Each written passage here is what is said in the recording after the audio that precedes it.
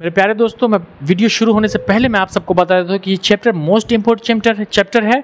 तो आप इस चैप्टर के वीडियो को पूरा को देखोगे, लास्ट में आपका पूरा क्वेश्चन आंसर क्लियर कर दिया गया है। अगर आप वीडियो को पूरा नहीं देखते हो आपको पछताना होगा और आपकी तैयारी अधूरी रह जाएगी, इसलिए वीडियो को पूरा ज़रूर देखें। अस्सलाम वालेकुम दोस्तों, कैसे आप लोग? उम्मीद है कि अच्छे होंगे। एक बार फिर से आप सभी का स्वागत है चैप्टर नंबर 11 12th का 12वीं का उर्दू चैप्टर नंबर 11 हम पढ़ाने जा रहे हैं, जो कि मौलाना अबुल कलाम आज़ाद। चैप्टर का नाम है गुबार खातिर से तीन खतूत।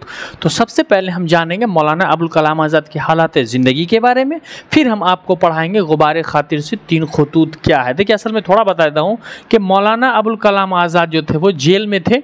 तो जेल में उन्होंने अपना वक्त बर्बाद नहीं किया, सिर हाथ नहीं पीटा कि हाय अल्लाह मेरी किस्मत कैसी है, मैं जेल में आ गया। इससे बेहतर उन्होंने लिखना समझा और वहाँ बैठ के कुल 24 खतूत लिखे। कितने लिखे? 24, जिनमें से 3 जो है ना गुबार खातिर से 3 खतूत जो है उनका यहाँ साया हुआ आपके किताब में।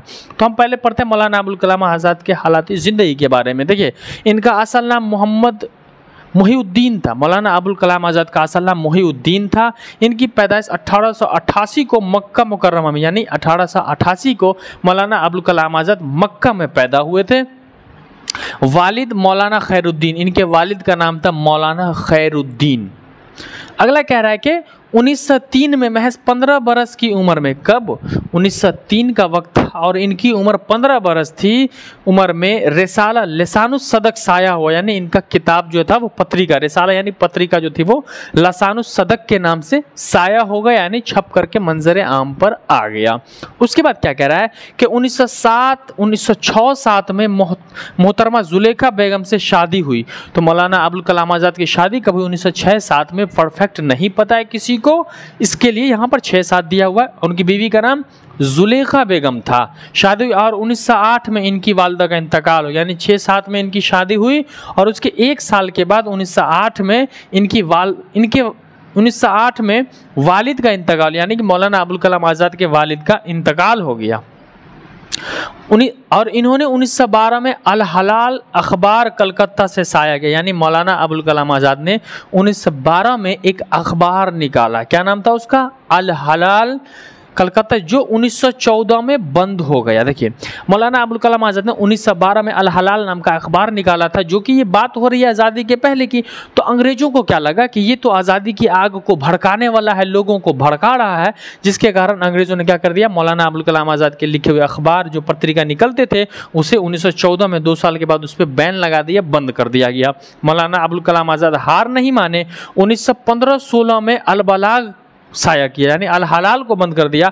तो मौलाना अबुल कलाम आज़ाद ने अगला अखबार निकाला, अल बलाग साया किया। तो सवाल होगा कि मौलाना अबुल कलाम आज़ाद का पहला अखबार तो अल हलाल, दूसरा तो अल बलाग पहला कब निकला? 1912 में, दूसरा 1915 से 16 में। तो अंग्रेजों ने इनको बंद कर दिया, तो पत्रिका को, यानी अल बलाग को बंद, अल हलाल को बंद कर दिया। तो मौलाना अबुल कलाम आज़ाद ने दूसरा अखबार लिखा जिसका नाम था अल बलाग 1915-16 में।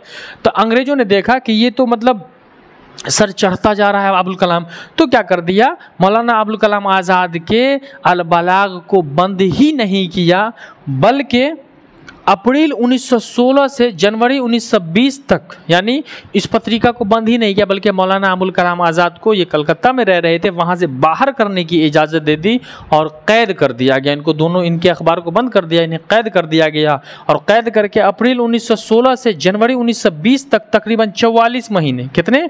44 महीने रांची में नज़रबंद रहे। रांची में नज़रबंद 44 महीने तक उन्हें कैद करके रखा गया। कब? 1916 में कैद किया गया, 20 तक, तो 16-4, और उसके बाद कह रहा है कुल 44 महीने कहाँ रखा गया अबुल कलाम आज़ाद को? कैद करके रांची में रखा गया। और फिर उसके बाद क्या हुआ कि 1920 में ये रिहा हुए। तो महात्मा गांधी के बुलावे पर, यानी 1920 में जब जेल से ये रिहा हुए 44 महीने के बाद, तब महात्मा गांधी ने इन्हें बुलाया और कांग्रेस के इख्तलाफ में शरीक हुए। महात्मा गांधी के साथ जो थे वो कांग्रेस के इख्तलाफ में, आज़ादी की लड़ाई में शामिल हो गए मौलाना अबुल कलाम आज़ाद। फिर सियासी ज़िंदगी से कभी अलग नहीं हुए। क्या हो गया? फिर सियासी ज़िंदगी से जो हुआ, मौलाना अबुल कलाम आज़ाद कभी अलग नहीं हुए।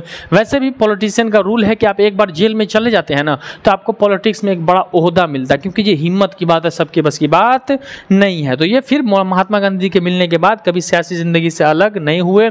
अगला क्या कह रहा है कि महज 35 बरस की उम्र में, जब मौलाना अबुल कलाम आज़ाद की उम्र 35 साल थी, यानी 1923 में कांग्रेस के सदर बने। कब बने? 35 बरस की उम्र में 1923 में ये कांग्रेस के सदर बने। इसी तरह 1940 से 46 लगातार सदर रहे, यानी 1940 से 46 तक मौलाना अबुल कलाम आज़ाद जो थे वो कांग्रेस के सदर रहे। फिर कह रहा है कि मौलाना आज़ाद हिंदुस्तान के पहले वजीर तालीम बनाए गए, यानी कि मौलाना अबुल कलाम आज़ाद की तालीमी ज़हीनी को देखते हुए उन्हें भारत का पहला शिक्षा मंत्री बनाया, यानी पहला वजीर तालीम यानी एजुकेशन मिनिस्टर। तो सवाल होगा कि भारत के पहले एजुकेशन मिनिस्टर कौन थे? तो मौलाना अबुल कलाम आज़ाद थे। और कह रहा है कि इनका इंतकाल 22 फरवरी 1958 को हो गया। मौलाना अबुल कलाम आज़ाद का इंतकाल जो हुआ 22 फरवरी 1958 को हो चुका है। कब हुआ?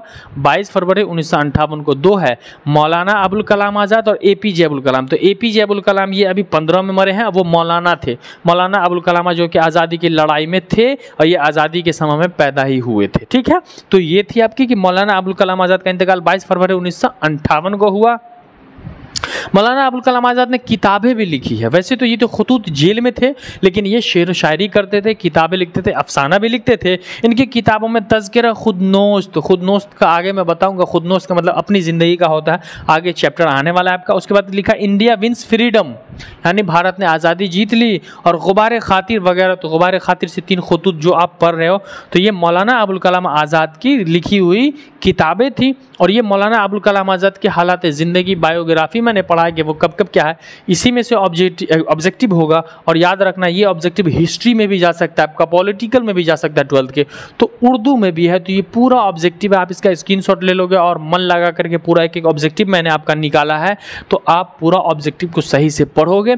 अब हम आपको पढ़ाएंगे कि गुबार खातिर से 3 खुतूत जो लिखा है मौलाना अबुल कलाम आज़ाद ने, वो तीनों खुतूत किसको लिखा है और क्या क्या लिखा है। तो देखिए, मौलाना अबुल कलाम आज़ाद ने गुबार खातिर 3 खुतूत में तीनों अलग अलग बताया है। पहले वो जेल में अपनी ज़िंदगी जो कैसी गुजारते हैं उसके बारे में उन्होंने बताया है। फिर दूसरे खत में बताया है कि वो उन्हें वहाँ चाय के बारे में कि चाय कैसे थी, और तीसरी अपनी बीवी की हालात ज़िंदगी के बारे में लिखा है। तो पहले मैं उनकी अपनी हालात ज़िंदगी के बारे में कि वो अपने दोस्त, खत किसे लिखा है? सिद्दीक़ मुकर्रम को। किसको? अहमदनगर जे सिद्दीक़ मुकर्रम यानी हबीबुर रहमान शेरखानी को खत लिखते हैं और लिखते हैं कि दोस्त, ये ज़माना क़ैद बंद का है, अब तबीयत पहले जैसी नहीं रहती है। ये बताया है कि 100 गज के स्क्वायर फीट में मैं कैद हूँ और यहाँ वक्त बहलाने को कोई नहीं मिलता है, तो मैंने अपने कलम और किताबों को, अपने खाली पन्नों को अपना सहारा बनाया। हमेशा हमें जो है औरों कैदियों से ज़्यादा सहूलतें हमें मिलती रही। हमें लिखने के लिए अखबार मिला करते थे, पढ़ने के लिए भी अखबार मिलते, कलम मिलते थे। और वहाँ से उन्होंने लिखा कि पाँव में जंजीरें तो हैं, दायरा महदूद तो है, लेकिन ज़िंदगी लगता है कि पहले जैसे ही पुरकैफ फ़िज़ा में मैं घूम रहा हूँ। आज़ादी है हमें, मैं अपना ख़त लिख लिख करके लोगों को भेजता हूँ और बातें होती है।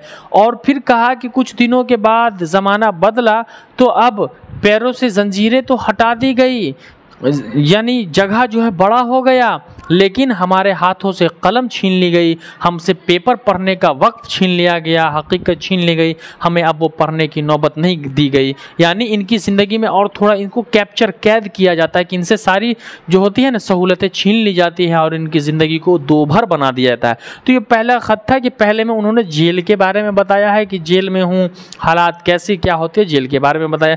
दूसरा उन्होंने चाय के बारे में बताया कि मौलाना अबुल कलाम आज़ाद जो थे चाय के बहुत आदि थे, चाय के बहुत शौकीन थे, बहुत ज़्यादा चाय पीते थे। तो उन्होंने बताया है कि चीनी चाय जैसी होती है वैसी कोई चाय नहीं होती। मैं अक्सर चीन की चाय पीता हूँ और 1500 साल कबल, यानी चाय का जन्म जो हुआ, पैदाइश जो हुई, चीन के लोगों से ही हुई। चीनी चाय कैसी होती है? चीन की चाय होती है कि गर्म पानी कर दो, उसमें पत्ती मिला दो और ये चाय हो गया। यही तो चीनी चाय होती थी। लेकिन फिर हिंदुस्तानी चाय को उन्होंने बुरा कहा है। क्यों कहा है?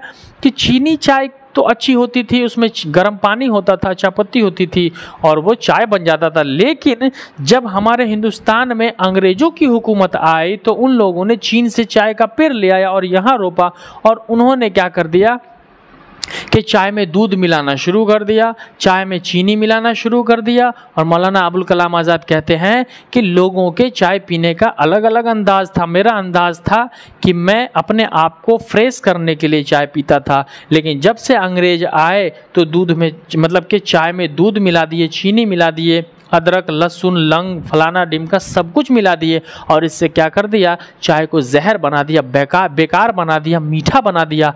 तभी तो कहा गया है कि चाय तब तक है चाय जब तक उसमें दूध न मिलाई जाए। जी हाँ, दूध वाली चाय जहर के मानिंद होती है, 70 बीमारियां होती है उसमें। ऐसे आप लोग भी वहाँ पर ऐसी चाय नहीं पियोगे, सादी चाय पियोगे। मौलाना अबुल कलाम आज़ाद के बारे में। और मौलाना अबुल कलाम आज़ाद कहते हैं कि अब हिंदुस्तान में, हमारे हिंदुस्तान में लोग लाल चाय यानी सादी चाय जिसे कहते हैं हम, लाल चाय को पसंद ही नहीं करते। अंग्रेज़ों की सारी हकीकत को हमने अपना लिया है, लेकिन मौलाना अबुल कलाम आज़ाद तो चीनी चाय पीते थे। तो सवाल होगा कि मौलाना अबुल कलाम आज़ाद कैसी चाय पीते थे? तो चीनी चाय। और चाय में दूध मिलाने का सिलसिला किसने शुरू किया? तो अंग्रेजों ने चाय में दूध मिलाने का सिलसिला शुरू कर दिया। अगला जो ये दूसरा चाय के बारे में। तीसरा लिखते हैं अपनी बीवी के बारे में।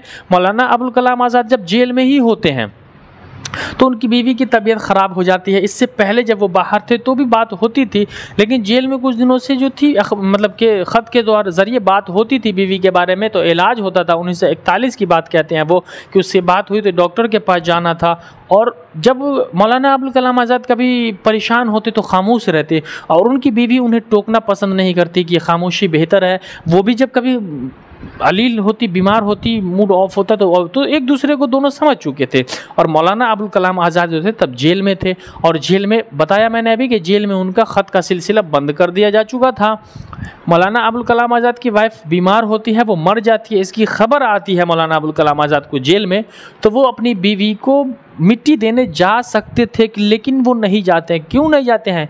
क्योंकि मौलाना अबुल कलाम आज़ाद को पता था कि जब भी हम अपनी बीवी को मिट्टी देने के लिए जाएंगे तो हमें ख़त लिखना, एक एप्लीकेशन देना होगा जेलर को, और उसमें लिखना होगा कि सेवा में श्रीमान थाना अध्यक्ष महोदय, आपसे सविनय निवेदन यह है कि मैं अबुल कलाम आज़ाद अपनी पत्नी की मृत्यु पर उसे जनाजा का कंधा देने और उसे मतलब कि मिट्टी देने के लिए जा रहा हूं। तो ये एप्लीकेशन में सम्मान हो गया। और मौलाना अबुल कलाम आज़ाद अंग्रेज़ों को इज्जत नहीं देना चाहते थे, सम्मान देना नहीं चाहते थे, क्योंकि वो गोरे हमारे देश की मिट्टी को पलीद कर रहे थे।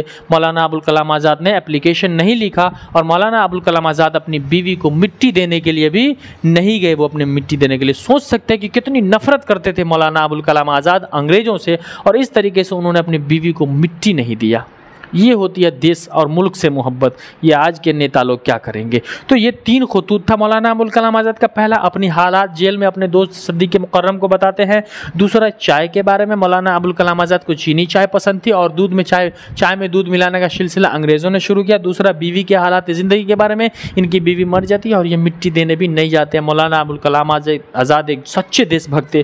तभी तो लोग बेवकूफ़ नहीं थे उस समय में जो इनको मौलाना अबुल कलाम आज़ाद को पहले शिक्षा मंत्री बनाए। ये तालीम के ज़ख़ीरा थे, ये बहुत पढ़े लिखे थे। तो इन सब चीज़ों से आपको समझना होगा कि हमें कैसा भक्त बनना चाहिए, देशभक्त बनना चाहिए। तो ये थी आपकी पूरी की पूरी बायोग्राफी मौलाना अबुल कलाम आज़ाद के बारे में। मैंने इनका 3 चैप्टर बढ़ा दिया, आपको पूरी तरीके से समझ में आ जाना चाहिए मेरे हिसाब से। इससे ज़्यादा खुलासा तो और कुछ हो ही नहीं सकता, मैंने तीनों पढ़ा दिया।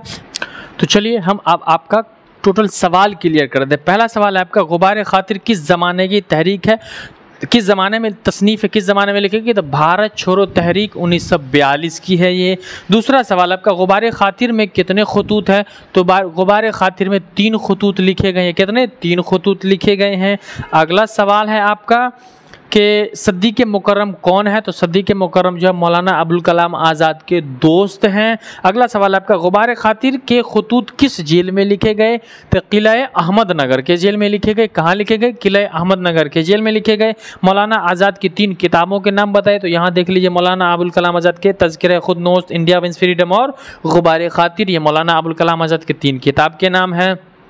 उसके बाद कर रहा है कि मौलाना आज़ाद किस मुल्क में पैदा हुए? मौलाना अबुल कलाम आज़ाद मक्का मुकर्रमा में पैदा हुए। अगला सवाल है आपका, मौलाना आज़ाद की साल वफ़ात क्या है, किस साल वफ़ात किए? तो यहाँ दिया आपका 22 फरवरी 1958 को मौलाना अबुल कलाम आज़ाद का वसाल हो गया।